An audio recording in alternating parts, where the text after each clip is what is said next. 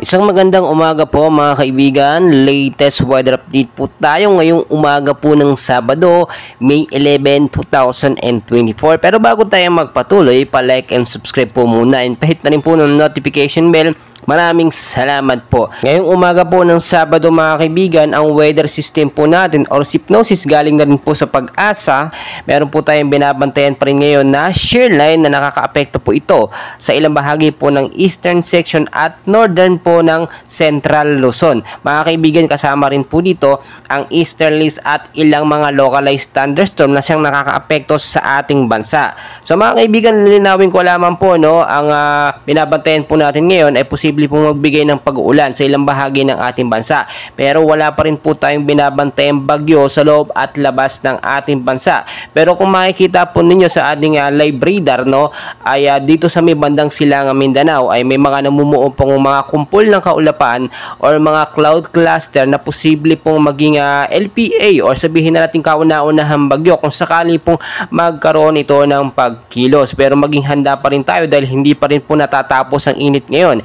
Inaasahan po tinatayan ay na rin po sa Pag-asa, kalagitnaan po ng buwan ng Mayo ay posibleng mag-cool down or humina na yung init. As of now po, heat index sa Metro Manila ay naitala po ay pumalo na lamang po sa 33 to 36 degrees Celsius po ang init. Hindi na po masyadong mainit mga kaibigan. Indikasyon lamang po ito na pagkatapos nga po ng heat season at papasok naman na po itong rainy season. Ayon sa Pag-asa, katapusan po ng Mayo, posibleng magkaroon po tayo ng pag-ulan or posibleng isang bagyo po ang pumasok sa ating bansa.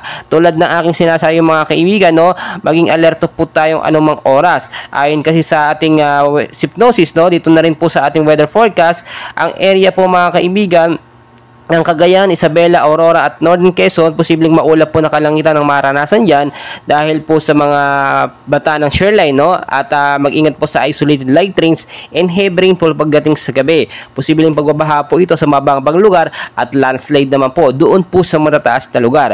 Sa area po ng Metro Manila mga kaibigan, kasama na rin po dito ilang bahagi ng ating bansa, apektado naman po ito ng easterlies o yung mainit na hangin po na nanggagaling sa karagatang Pasipiko, kasama pa po dyan ang mga local thunderstorm. Kung nakakaranas po kayo ng biglaang pag-uulan mga kaibigan tuwing hapon hanggang sa gabi, yun po yung dulot ng mga localized thunderstorm, kahit sobrang init, minsan may buhos ng pag-uulan.